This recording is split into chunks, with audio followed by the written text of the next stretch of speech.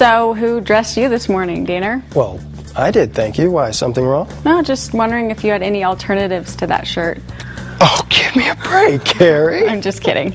I just wanted to talk about alternatives, specifically alternative fuel vehicles. Hey, that was harsh, and it was at my expense.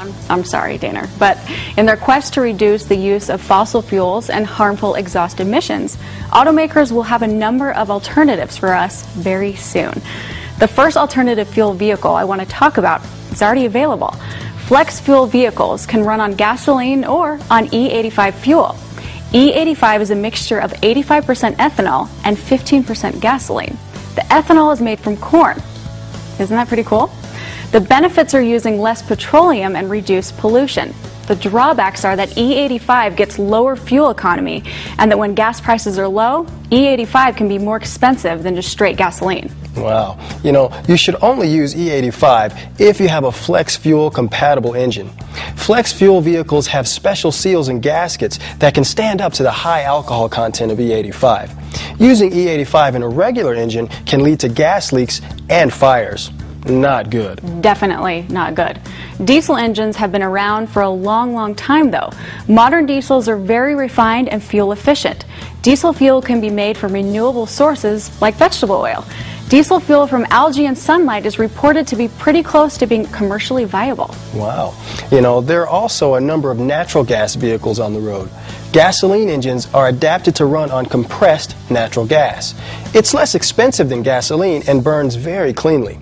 You can even refill it with a special pump from your gas line at home. Oh, that's great. Natural gas engines don't make as much power and don't get as good of mileage, but they cost less per mile to run. The big inconvenience is that the tank that holds the compressed natural gas takes up a lot of room, like your whole trunk, and there may not be places to refuel on a road trip. Well, you need those. You know, plug-in electric vehicles are just around the corner. There are some specialty electric cars now, but major automakers will have more out in the near future. Battery technology is the limiting factor right now. Electric cars have a limited range and are really best for use close to home. As battery technology advances, electric cars will perform closer and closer to conventional power plants. That brings us to hybrids. There are a bunch of hybrids on the road right now, with plenty more to come. Hybrid technology combines internal combustion engines with electric motors. A mild hybrid has a regular gas or diesel engine that's assisted by the electric motor. The electric motor can propel the vehicle by itself up to a certain speed under gentle acceleration. There are mild hybrids in full-size pickups and SUVs. They deliver city fuel economy similar to their highway ratings. Well, I've driven one and they're not bad at all. A full hybrid will rely primarily on the electric motor for power. It'll have a small gas or diesel engine that generates electricity for the batteries.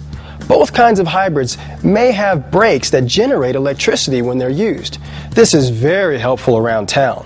On the highway, where you don't use brakes very much, the batteries become more depleted and the conventional motor has to do more work than around town. A lot more work. And I read about a prototype shock absorber that can generate electricity from the up and down motion of the suspension. That has tremendous potential. Yeah, bumpy roads won't be so bad anymore. Another breakthrough technology is hydrogen fuel cells. Fuel cell vehicles use hydrogen to generate electricity. Several global car makers have prototypes on the road. The appeal is that the only thing that comes out of the tailpipe is water vapor. It'll take some time to build a national infrastructure of hydrogen fueling stations before there's widespread use. And a quick word about safety around hybrid and electric vehicles. Unlike the battery in your current family car, these carry enough voltage to kill you. Never mess around the hood or with the batteries or electric wiring. Your service technician is trained to safely disable the flow of electricity before performing maintenance or repairs on the vehicle. Hybrids are really not do-it-yourself vehicles unless you're specifically trained on hybrid systems. Well, that's good to know. Thank you, Carrie. AutoNetTV.com has a number of videos on how you can help the environment and save at the pump by increasing your fuel economy. We'll be right back. Now, Daner, let's talk about your shoes. Seriously.